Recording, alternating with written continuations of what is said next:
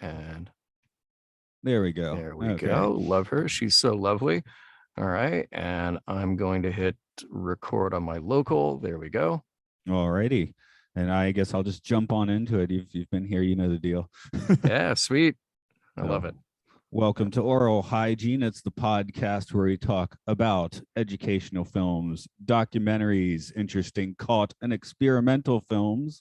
We are jumping pretty deep into, I guess we'll call it a documentary film today, with To New Horizons showing us a bit of the 1939 New York World's Fair. This is Matt here. With me today is John Champion from the Mission Log podcast. Hi, thanks for joining in. Matt, my pleasure, man. I love doing these. You know that these kind of topics just speak to me, so I'm all over it. Yeah, the world, actually, this is, what's the word, melancholy, bittersweet. World Fair obsession is a weirdly like unsatisfying obsession to have, I think. It is because 40 years ago, if you had a World's Fair obsession, you might feel like, wow, I missed the really good ones, but at least there are others to look forward to. And now it's just kind of a relic, unless you go to Epcot. That's really the closest thing to a standing traditional World's Fair. There are World's Fairs, and they've had them, if not every year, at least like every other year. But I think the focus and certainly the scale is very different nowadays than they were 40, 50, and certainly, 80 years ago. You still would need to go back 40 years for Epcot to really have a World's Fair vibe. Yeah, totally. Sort of does, but it's very different. Yeah. The last time I went was 2009, maybe. So. Okay. So yeah, it was changing for sure. Yeah. Now I know they've brought a bunch of characters into the rides. Like I think Norway was still that like wacky Maelstrom ride at that point in time. Dude, I still in my head, I just every now and then it'll pop in. I just hear that opening narration. You are not the first to pass this way, nor shall you be the last. And now that's what I want to keep in my head. I don't want to ride the one with Elsa and Frozen and all of that stuff. Yeah. And even in Japan, I haven't made my way to Disneyland, or we have Disney Sea, of course, here, which mostly apparently it's just the most phenomenal theme park ever built. But that's just what I've heard. Yeah, I have been to see about maybe 3 or 4 times, just not recently. It's just once I had a kid. It's like now we have to like wrangle it becomes so much more expensive. Sure. Yeah, damn right it does. Yeah. But I would say, sea is the superior park, but land is the more revisitable one. Sure. Like I get it. You go see a couple times, like been there, done that, but you can always find, a little nook and cranny in Disneyland, you have not experienced before. So I get it. As far as the New Horizons, could you give the folks just the thumbnail summary of what we're looking at today? Honestly, all it takes is a thumbnail description. Put yourself back into 1939, and you essentially have two halves of a movie. The introduction being the cold, gray, black and white world of 1939. And it's so sad, but there is progress. There are things like heating and cooling in your home, brought to you by the miracle of the thermostat. There are technologies that make our lives easier, like cars and trucks and all kinds of stuff that you may find around you. And that's because of progress. That's because of the march forward of science and technology. Cut to the beautiful full color world of the future, 1960, and a variety of urban and suburban scenes to show you how cities can grow and adapt and provide a better future for all because of that slow, steady, beautiful growth of technology. And you get to visit many places in between. You get highways, you got suburban landscapes, you got giant cities with parks everywhere. You got, what do they say, quarter-mile high skyscrapers. And this is all thanks to General Motors. So good for them putting all of this together. All right. Well, General Motors, I guess, is responsible for my hometown. If you know Atlanta, it's Doraville, where they used to have the giant General Motors plant, which has been knocked down and replaced with Third Rail Studios. So now you get your Marvel movies from there. Wow.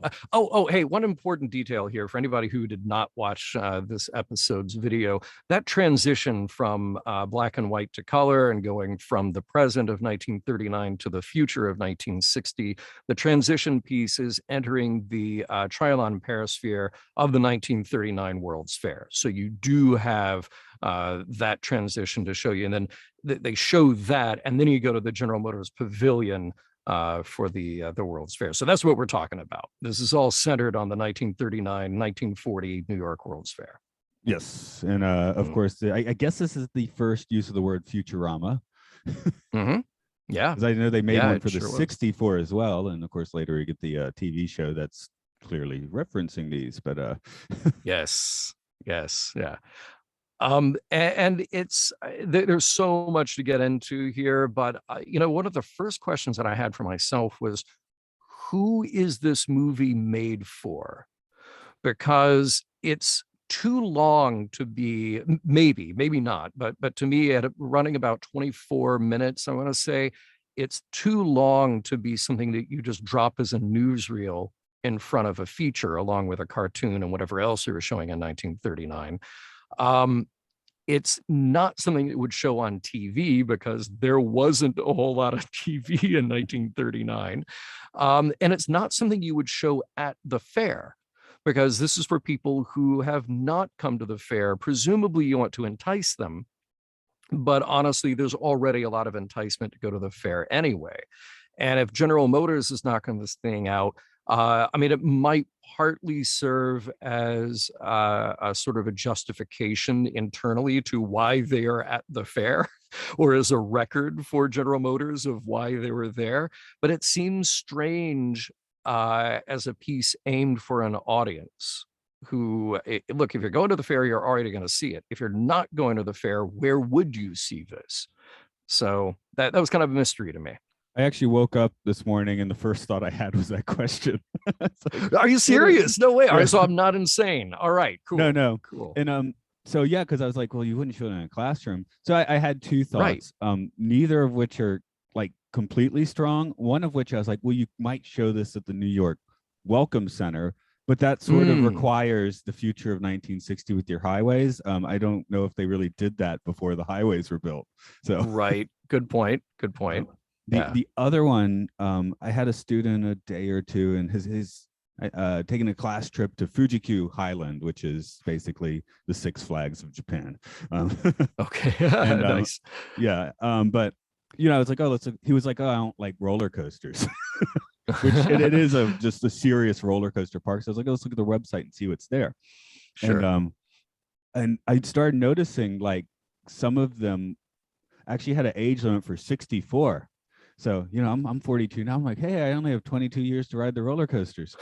But that's wild. I mean, okay, that's wild. First of all, as we record this, a 90-year-old man just went into space a few days ago, and they're telling you can't ride a roller coaster past the age of 64. I call shenanigans. Yeah, they also just closed one of their roller coasters. The one that is legitimately called a jet coaster, actually called a Dodumpa, which this one just you're on the track. It doesn't go up a hill. It just builds up hydraulics or whatever, and it counts 3, 2, 1, and just instantly you go from 0 to 60 in like half a second. And, go straight up hill, straight down. And I remember riding it. It was just 15 years ago, but after. Am I going to have a heart attack from that thing? And apparently a few people did have a heart attack from that thing recently, and it's currently closed. Whoa, wow. Okay. Good call, yeah. Japan. I would not put Shatner on that coaster. I don't think. Well, he was pulling 5 Gs on that rocket apparently. So, yeah. But I guess you do all kinds of tests before you go up there. So, which they're not doing on a roller coaster. Yeah. I just love the photo where it's like, what? They're going to send him up with a bunch of red shirts. It's a terrible idea. I know. All right. But yeah. So my thought was maybe, I don't know, there might have been some kind of requirement, like handicapped access may have not been a thing quite yet. So maybe there were people that could get into a movie theater and see this, but not climb aboard. I don't know. Maybe there's a flight of stairs. Maybe. Yeah. A little weird. Yeah. That was kind of where I settled on it. But I was also wondering if this is where America's sort of dream of the road begins. That being one of the main narratives of the 50s, in particular, I think. Yeah, interesting. I mean, the highways here didn't really get built until the Eisenhower era. So yeah, it predates that. But I guess, well, you're looking at 1939. Other countries had really dedicated some time and effort to national highways, like, oh, I don't know, the Autobahn. So the US could have looked at that as like, oh, maybe we're going to need something like that too. Um, yeah, but they're ahead by a good 15 years. Yeah. One, this is a different film that I think I haven't quite released the episode yet. It actually might be the week following this, how I released them, but it was from 1971, 72. You're going to love the title. It was actually called Booby Trap. Nice. And Hashtag booby trap. yeah, Yeah. and it was this really guy, SCTV, you remember like Bill Needle, right? One Sure. of Dave Yeah. Thomas' characters. It was a Yeah. guy who came across like Bill Needle, like, but for real. Talking Awesome. about how the roads have been planned badly, and how they put pylons and curves and things in roads, like all the roads are unsafe. And we're like, this one's still kind of relevant. There's still a Yeah. bunch of really dangerous roads. And there's the joke that I-95 is new age because it's always working on itself. So Right. That's good. you're like, oh, this one's relevant. So um but yeah, I felt like that's like almost the opposite of To New Horizons, where you get these faultless, perfect highways where there's never going to be an accident. I Yeah. feel like this one's already sort of, maybe it has a driverless car frame of mind, although I'm pretty sure no one in 1939 was thinking of driverless cars too hard. But Well, so they said remote control, and I wondered if what they meant was, in theory, you've got literally like a remote control, like a kid's RC car, where it is radio controlled from a tower from somewhere else that is able to see where those cars are and move them around appropriately, or let a computer move them around appropriately. Of course, they didn't have such a thing in 1939. I think we're going to hit on a lot today in this discussion is the technologies um, that were very prescient and very accurate versus the ones that are just completely off the rails, bonkers wrong. But you and I both probably have friends who have cars that have at least some level of self-driving, and they do certain things very well, like avoiding accidents and slowing down and making sure that they're not driving recklessly. So that sort of autonomous driving, maybe or maybe not, they had that in mind, or maybe to an audience in 1939, it didn't matter. They probably just heard that and thought, cool, hands off the wheel, I sit back, I relax, and it goes. But that's sort of like the holy grail right now, and a lot of car companies getting very close. I honestly, I look forward to the day that you can get in any car and that you're maximizing that time on the road, that you avoid things like accidents and gaper delays and bottlenecks of traffic, because the cars are smart enough to move themselves around to get away from that. So they were aware of traffic in this film, but they had the better sense to go like, oh, okay, well, if the cars are doing the work themselves, or a computer is doing the work themselves, you take that human element out of it. That is the element that messes it up for everybody. meanwhile, I haven't been able to use a cruise control for more than 10 years. I don't know why in Japan cars never have cruise control, because my last car Oh, in do they not? America, yeah, my last car in Yeah. America was manual. It was a Beetle that had cruise control and was manual. You get into your top gear and then hit the switch on the highway. That's interesting. I can't even remember the last time I used cruise control. Maybe when I lived in Chicago, like we're talking 15 years ago, and maybe driving, because I would make that long drive from Chicago to Birmingham every now and then. Maybe then I used cruise control. But like, I've got a sports car now and it has cruise control. I've never turned it on once. Couldn't even tell you how to turn it on. Yeah, I did a lot of rolling up I-95 because I'm from Atlanta, and then I worked in Maine and New Brunswick, Canada, and was Yeah. plopping up and down that highway quite a bit in my I guess early 20s. Yeah. But see, the thing about a cruise control is like you set the cruise, and then as soon as you tap the brake, which is a very natural reaction to something, that turns the cruise control off. And then you have to resume back to that setting. If you've got a smart car that is actually driving autonomously, cool. It just goes like, time to get out of the way. We're going to move over here. We're going to slow it down. We're going to speed it up. Cool. Yeah, the other weird thing is I actually can no longer drive a manual. It's a separate license in Japan, and Oh, really? Wow. Yeah. yeah. I honestly, I learned how to drive on a manual. Can't even remember the last time I did that. Yeah. Yeah. Yeah, My, but my first two cars were manual, but that was a long time ago.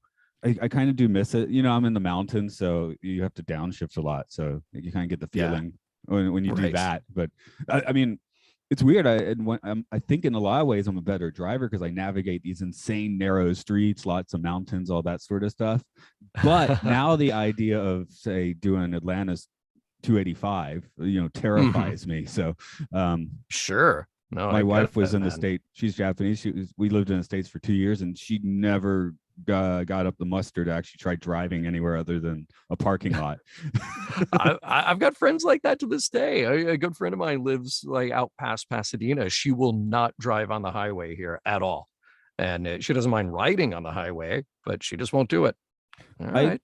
It took me a little while to because when I first started actually driving in Japan, I'd try and keep it to the normal streets and keep it from the Yeah. highway too, because now it's fine. I'll drive anywhere. Sometimes my wife is like, "Why are you going this way? These roads are dangerous." It's because I know how to drive them. There's But a see, wouldn't that be the ultimate thing though? Like what I really want, I always say that my favorite car would be my current car, which is a 370Z with a Tesla motor in it. Like take out that gas guzzling engine that's in there because believe me, my gas mileage is awful. Throw in an electric motor and throw in autonomous driving, throw in the Tesla computer, or whoever makes the best at this point. I assume it's Tesla. And let it drive autonomously when I'm in LA. But then when I get out of LA and it's open roads, just let the computer tell me, hey, you want to take over and drive like a maniac? Go to it. Or up there's literally a place here called Stunt Road, which is out near Malibu. And believe me, that's fun. That is a fun place to exercise your car. dead man's curve. I don't know. Yeah, Yeah, I've, right. I've only been to California once, but I ended up doing Big Sur at night. Oh wow. And then we Yeah. camped somewhere in Big Sur, unfortunately in a batch of poison oak as it turned out a few days later. But Oh no. actually I came Yikes. out unscathed, but my friend did not. But yeah, Yeah. next morning I wake up, I'm like, what, I was driving that road? No way. That was terrifying. Oh man. So Oh, that's good. kind of cool. There was another case recently where I was driving some road and it was because for the whack technologies, the lighted tubing. There's one we didn't get. Oh yeah. That's the Yeah, one I yeah. wanted. I mean, how trippy would highways look with that? Absolutely, you want that. I mean, it's weird how inconsistent and inefficient most highway. I mean, particularly in the U.S. I mean, my all my basis of reference is going to be here pretty much, but there are places that just roads are complete trash, and other places they're perfect, and somewhere they're well lit and logical and make sense and kind of technologically up to date, and others that just are not. And I'll go back to the Autobahn. Here's something that is pre-World War II, but they had the good sense to build chunks of this concrete road so that if something goes wrong in one, you just replace the chunk and you've got basically new road from there. And here we just like, oh, it's going to get a pothole in it. All right, it'll sit there for 10 or 20 years until somebody gets around to it. And it keeps getting worse and worse with that lighted tube. And then did you notice they also had it looked like banked curves and sort of like curved walls on some Oh of yeah, that those was where weird. No passing. yeah, Yeah. yeah. So, but it looked like, that would be on the major places. There was one of those that I swear looked like a 20-lane highway. I mean, it was crazy in one of those model shots, but you're doing it in model. That's easy. I assume they mean that as an intercity kind of thing where you have a section that's like that and you just let people go nuts, over, well, there was one bit where the narration says like up to 50 miles an hour. Yeah, my Like, note after I was, I can't even drive 55. yeah, right. But I imagine in an intercity kind of thing like that, where you had these massive highway, well, projected, we're all talking theoretical here, with these banked roads and all that and lighted. Yeah, I mean, yeah, 100 plus would make sense if the computer's doing the driving for you. Rolling through a city, though, I guess 50. I mean, if you're going through a major urban center, 50 miles an hour is not a bad clip during a rush hour. I mean, LA is notorious for being what, like -5 miles an hour most Yeah, of the time. that's damn good. I mean, if I could hit 20 on a regular basis here, that would be great. Yeah. I wonder if the secret to this sort of model working is more of the toll roads. Because my life is a little more like this movie where I live in my town and I don't get out of my town that much. And in the past year and a half, I even been out of this mountain valley? I mean, it's a long valley, but yeah, I don't think I've Right. gone anywhere. But if I go somewhere, you get on the toll highway.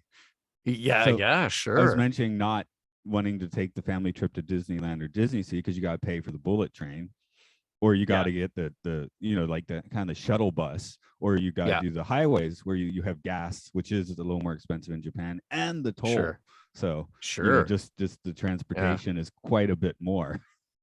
yeah, yeah. I mean, that all goes, man, you're just kicking up like a million thoughts for me. And that all goes to kind of what I love so much about movies like this, and also get a little depressed over movies like this. And that's it. I love urban planning, and I love the idea of this type of large scale engineering to address problems. And the issue always will be that when you're doing something that is about the future, you're always talking about the present. That is true for science fiction, but it's also true for this kind of speculative. It's not fiction, but it is a projection into the future. And I can very strongly compare this movie to Walt Disney's original Epcot film. Before Epcot was a theme park, we're talking in 1966, when Walt himself was proposing this idea of a city in Florida. It would be kind of a showcase for technology and corporate innovation, but you'd also have residents who would stay there. And there was a lot about that idea that you can look at now in retrospect and go, okay, well, that's crazy. That would never work. But there's a lot about that idea that was brilliant. And it started from transportation. It started from the idea of, okay, you build a city in layers, and underneath you have this high-speed highway that just blasts people right through it.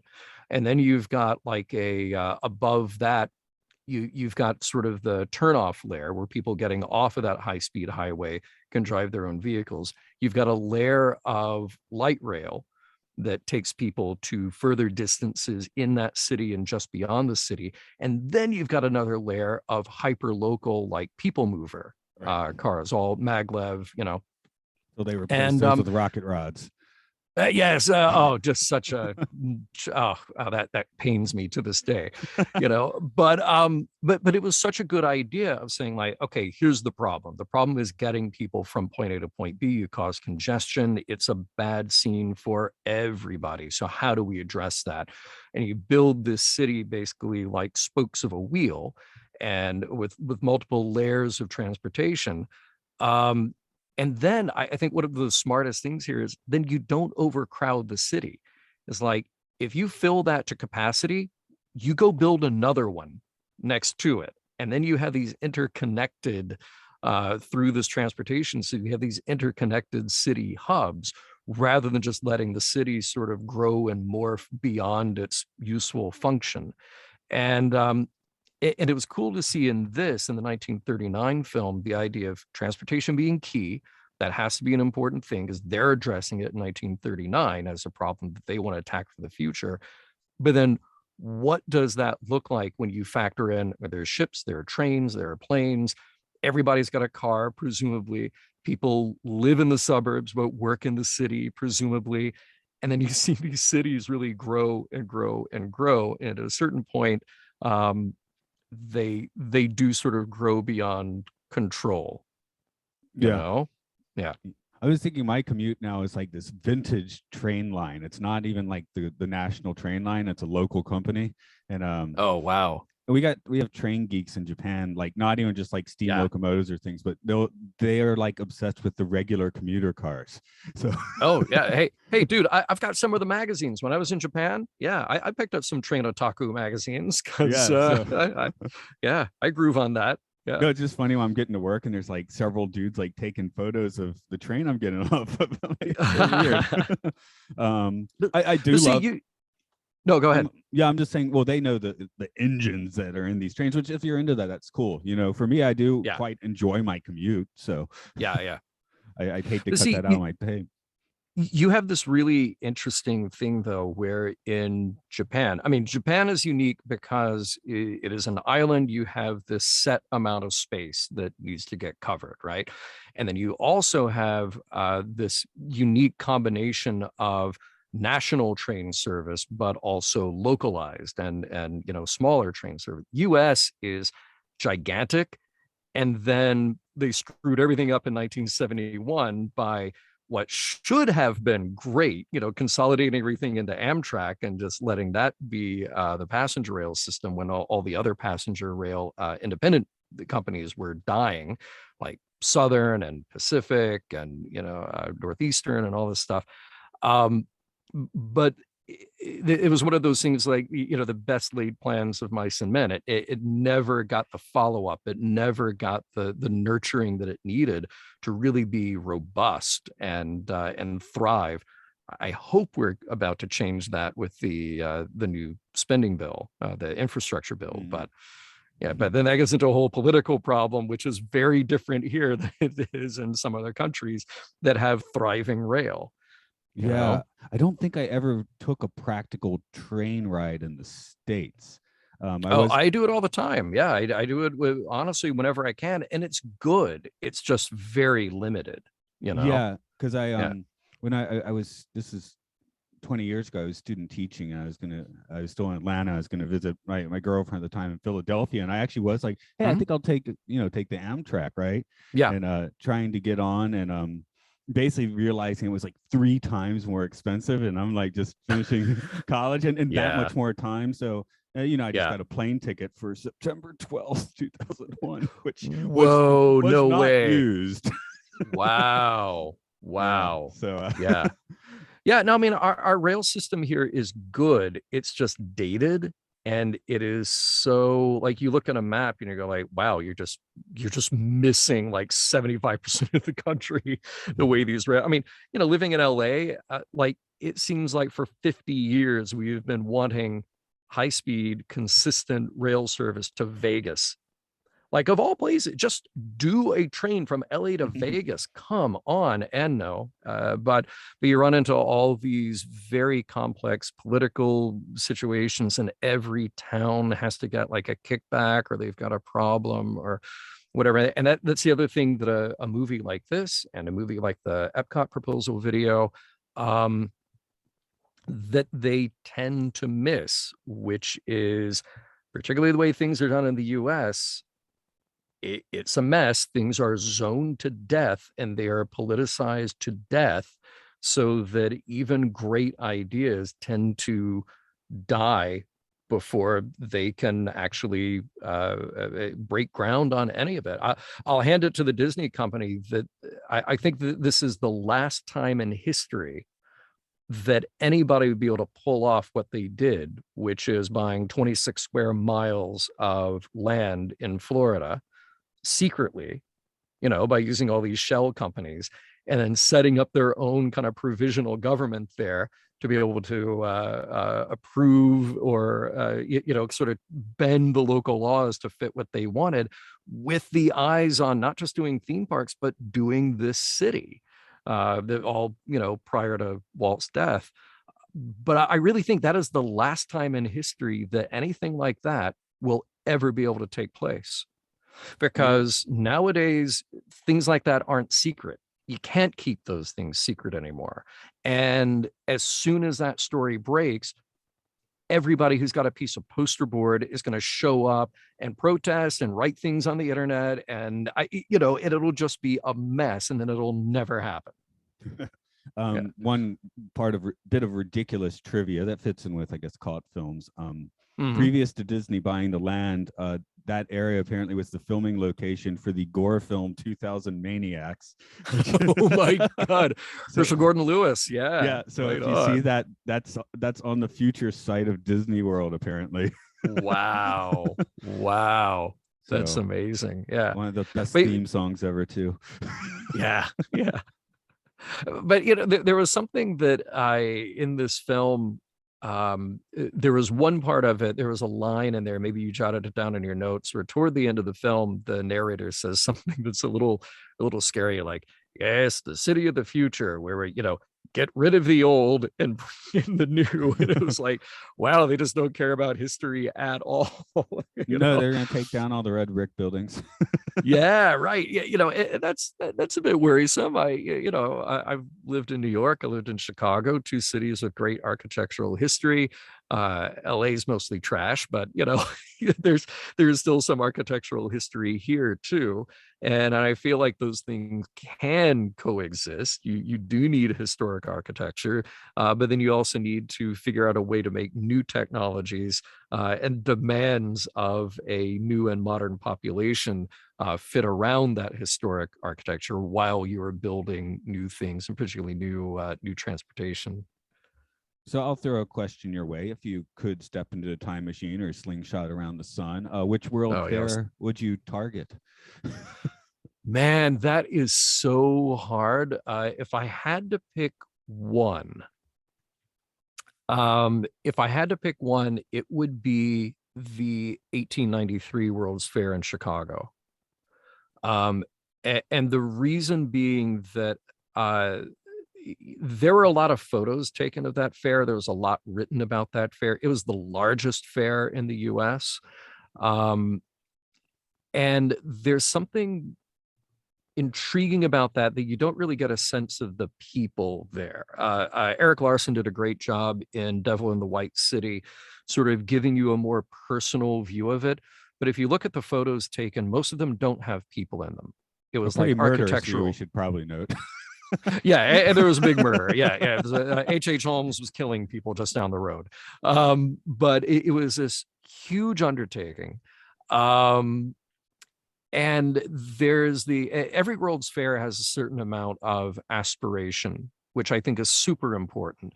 But this was Chicago 22 years after the Great Fire, and we're in the thick of the Industrial Revolution. There's a lot of anticipation about the future and a lot of inspiration about the future. But just to see that kind of on a ground level, and here's my one caveat is, if you are sending me back in time, I'm taking my either my good camera or my iPhone with a good camera in it, because I want that feeling of immediacy, which is something you really miss from just looking at photos of the fair. I think, fortunately, with the 33 fair in Chicago, the 39 in New York, and the 64 in New York, because they're well documented more from a personal point of view, I feel like you can get a better sense of it. And particularly with like the 64 and the 39 for that matter, there's a lot written about the food that was there, so you can kind of get a sense of like, well, what was a day actually like when you were there? Older and older fairs, you lose a sense of that. But if you give me the keys to the Bird of Prey again and let me slingshot around the sun a couple of times, I'm doing 1893 Chicago. I'm doing 30. I do 39 New York, and I definitely do 64 New York, because I feel like 64 New York and maybe 67 Montreal, that's kind of the end of our positive, progressive, aspirational views of the future. And that saddens me. That saddens me incredibly. Because you get into the early 70s and you get into the oil crisis, we're in Vietnam, where all these social factors that make that kind of idealism less appealing takes over. and we're there now, and that breaks my heart a bit because me from doing mission log, from talking about Star Trek every week. And Star Trek originally was about, what do we get to do when we solve our problems here? How can we project ourselves a couple hundred years in the future because we've taken care of the things that are holding us back now? And that's what World's Fairs were like up until the end of the 60s. And there's not really a language right now in our popular culture that describes the same thing.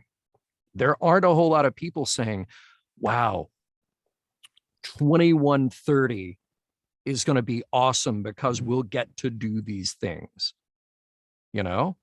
What we're talking about now is 2030 and 2040 and 2050, saying, all right, well, the environment is still going to be a wreck. It'll be worse than it is now. There will be people in need. There will be people starving to death. There will be more access to more deadly weapons. That's what our point of view is of the future right now. Yeah, just a selfish point of view on that too. It's kind of like thinking, gee, what can I do now? Because I feel like in 2030, if I can't do a few of those things anymore. Yeah, sure. I mean, down to, again, I'm in Japan, sushi is something that may not be on the menu a certain number of, years into the future. So, right. Yeah, I mean, that. Food scarcity is going to be a real problem. And resources like water, it's not even about the scarcity of the product itself. It's about the ownership of that product. As economic disparity gets worse and worse as the population increases, that economic disparity becomes much more acute, and the haves will have a lot more than the have-nots do not have. So it pains me that if you were to try to launch a World's Fair today that had the same point of view as a World's Fair from the 30s or the 60s, you'd get laughed out of the city. I mean, people wouldn't take to it. They would either they wouldn't understand it, or it would get critiqued to death, to the point that the good ideas die along with the bad ideas. And I watch a movie like this one that we watched today, and I just go, there are good ideas in there. And there is, even if it's a very incomplete picture, there's something that is very hopeful about that. We could sit here and we could critique it to death. We could say this is a very white middle class view of the future presented by a giant corporation that is relying on white middle class consumers for years to come. Yeah, that is a given when we watch this. The idea, though, of saying roads should be safer, people should have access to more, people should have jobs that are satisfying, that pay them, like these are all the things that are kind of the subtext of this film, or even just the very explicit statement of the film. There's nothing wrong with saying that, but I feel like the way we are now in 2021 discussing a film like this, it's much easier to just pick it apart and go like, oh, well, corporations are evil because they do this, this, and this, and governments are evil because they do this, this, and this. Let's just shove the whole thing away because it'll never happen. Yeah, I kind of concur with the 1893 one to be the one to see for some of the reasons you said. But another one is like you were asking here, where the lost technologies are very clear. 93, there's something there that would absolutely blow your mind, I think. Just the construction of that thing. If you talk to an architect or an urban planner now, they're like, no, you cannot do that in like the 2-year prep period. It's just like impossible. Literally 2 years. Like they knew something. Well, one of my other friends was like, well, they didn't have as good labor laws then, but which could be part of it. But I think we're probably, I mean, they can't really build the pyramids now. There are lost technologies, and that would be a really interesting pivot point to see some of them. I think more than these better documented ones, as you mentioned. And then a little earlier, I mean, Daniel Burnham, who planned that fair, said, make no small plans. I'm going to mess up the quote. Make no small plans. They lack the fire to stir men's souls, something along those lines. And I feel like At that time, he was the right person with the right people around him to stir souls to want to do that. And yeah, labor laws sucked. And yeah, that if you tried anything like that today, that would have to be addressed. That would have to be fixed. But I feel like you wouldn't even be able to attempt something like that today because it would get mired in so much other red tape and protest and point counterpoint that you wouldn't even get the first shovel into the ground. I mean, the 64, we look back at that one as being like awesome and idealistic, and it probably was to go there, but the creation of that one was a total disaster, and I think half of New York like really hated Robert Moses around that time. Yeah, totally. Totally. But like Walt Disney and maybe I mean, and there's not a debate on, the pros and cons of Walt Disney, but I think to a more nefarious degree, Robert Moses did his plan in the park for 64 the way that Walt Disney was doing his plans in Florida in 66 and beyond, where, it's total control and we're not going to take no for an answer with anything. But I think Walt had a little better public facing ability to do that. What fair would you go to? Oh yeah. I'm concurring with the 93? 1893 because I want to okay, get my mind blown by, something that Tesla showed up with that everyone forgot about, Yeah, well, that and still like the largest to this day, I want to say the largest Ferris wheel everybody. Maybe it's been eclipsed by like the Eye of London or something, but for a long time, for a number of decades, that was the largest Ferris wheel ever built. Each one of those cars was the size of a bus, Yeah. And it's incredible. Like a couple years after, it's scrapped. Well, yeah, it was if you look at the maps of that one, it's basic. I mean, it's not a tiny thing, but in the scale of that World's Fair, it is a tiny thing sort of in the back. Yeah. Yeah. Well, and the midway is a mile long. Remember, the midway is a mile long, and that was just the sideshow of the main fair. So when they say that it was the White City, yeah, it was a city that they built. But I don't want to constantly like tight the depressing details of politics today, but the other day I read this article about how city of LA had set aside something like it was a sizable chunk of money. It was like $19 million or something to build a multi-unit essentially like an apartment building in downtown in Skid Row that would house, and it's a really nice design, and it would house something like, I can't remember what it was, maybe 300 or 500 people who are homeless. And I'm like, that's fantastic. I'm glad they're doing that. Why aren't we building 200 of those? Because we've got however many 100,000 homeless people here. And what's the step beyond that? Okay, you build the building. What are the resources for mental health, for jobs, for family services, et cetera? They're all part of the package. They're all part of the deal to get people away from the conditions that have gotten them to where they are now.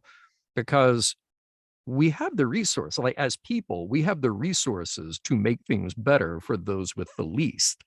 But again, we don't, because there are personal motivations, there are selfish motivations, there are political red tape to cut through. There are just all these other factors that prevent us from being able to treat problems on a large scale with a fundamental change in how we approach them. I guess one important thing is to maintain. If you say build this thing in LA and build 200 of them, if you don't continue build it, you got to keep maintaining it, or you're going to end up with that apartment complex in A Clockwork Orange, Yeah, totally. Absolutely. Yeah. And you have to also factor in like all those other services are part of it. It's not just about the space, but you've got to okay, for the next whatever it is, 10, 20 years, do you have the social workers? Do you have the the people power to keep it going, for those who need it? And hopefully you get to a point where you don't need it. But the fact is we do. And I tend to really love an audacious plan. And maybe that's what I love so much about a film like the 39 World's Fair film, or or the redux of Futurama in the 64, which is sometimes you just need an audacious plan, and it's Yeah. not going to please everybody, but that plan isn't necessarily terrible 100%. Well, something that is going on now, I think Mitsubishi is claiming they're building some smart city near Nagoya. I don't know where they are on Mm. that. They I think announced it maybe 2 years ago. Now I don't know if Hmm. that's a good thing or a bad thing. I mean, Yeah. I don't think I want my refrigerator, like talking to me and measuring my food, to be perfectly honest. But Right, or was in right. the pop star movie playing the Connor for Real album. Yeah, yeah. Saw that. Right. I don't Yeah. want those things. So I don't. It's like there's some things I really don't want smart. Like you said, when you get on Yeah. the open road, you want that computer to ask you if it's time for you to tear on down the road. Sure. you Yeah, you yeah. want the option there. So Right. but Right. I'm curious Exactly. what's gonna come of that in the next few Yeah. years. Yeah. And that's always a tricky part. Any kind of futurism is that you catch up to the future. And there have been attempts like I think probably the most famous is Brasilia in Brazil, designed in the 60s as the city of the future.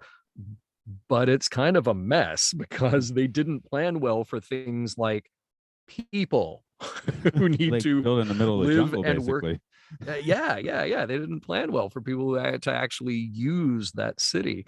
Um, but you learn from it, and hopefully you kind of also plan into your planning that there are certain things that need to change. I was talking to a buddy of mine the other day, and we were saying something just so simple as like the switch from USB to USB-C. Okay. People freak out about that still. And it's like, you can say, well, no, I mean, USB-C is the new standard universally. That's why it is called Universal Serial Bus, to be able to move data and power more quickly, more efficiently from one device to another. Because 10 years ago, you weren't shooting 4K video on your phone. You just weren't. You know, so USB, which is now more than 25 years old, is old technology.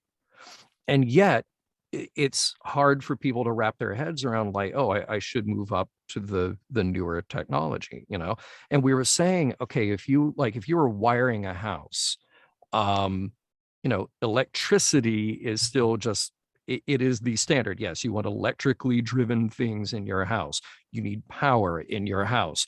But if you had a power plate that had USB in it, well, actually you want USB-C, but maybe that'll only get you for the next, say, 10 to 15 years. Then the next thing will be the next thing. So you got to plan around, like, okay, is that a modular part that I can remove? And I said, well, okay, that would be one thing. But like, even in the last 10 to 15, 20 years, say Ethernet hasn't changed. So that would be one that you could conceivably, like, not future proof, but at least get longer use out of.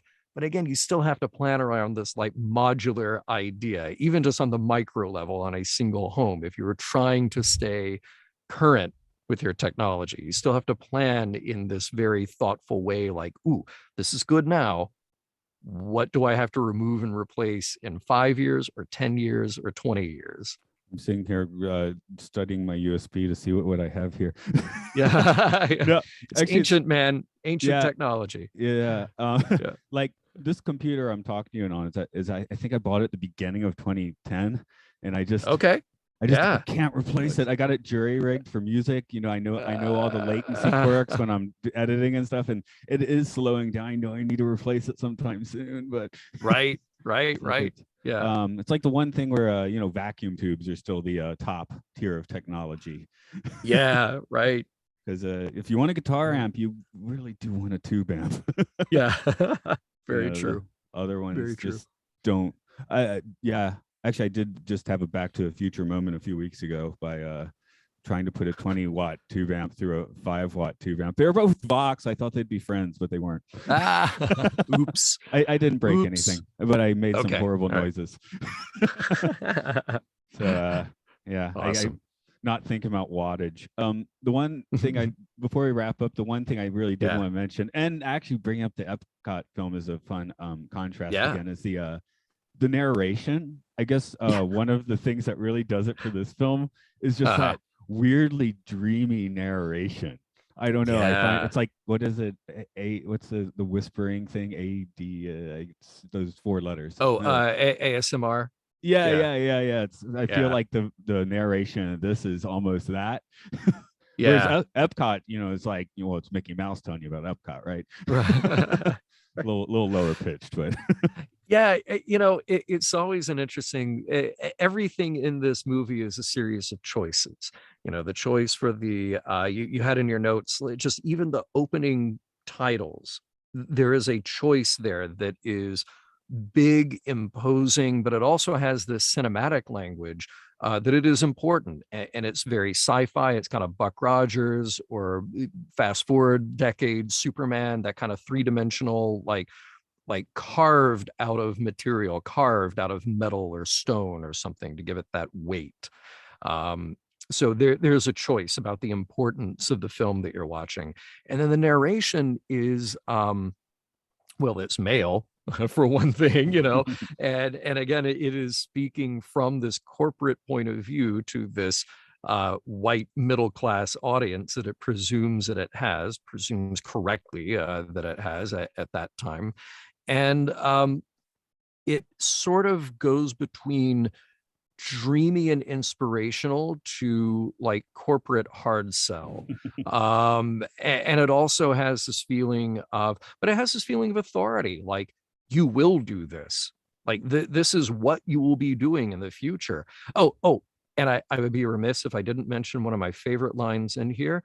He actually says, "This is the future where you will spend the rest of your lives." And I immediately thought of the opening narration from Plan 9 from Outer Space, Criswell himself saying, "We are all interested in the future, for that is where you and I will spend the rest of our lives." And it's thought Ed Wood must have seen this 1939 film and locked it away in his young memory.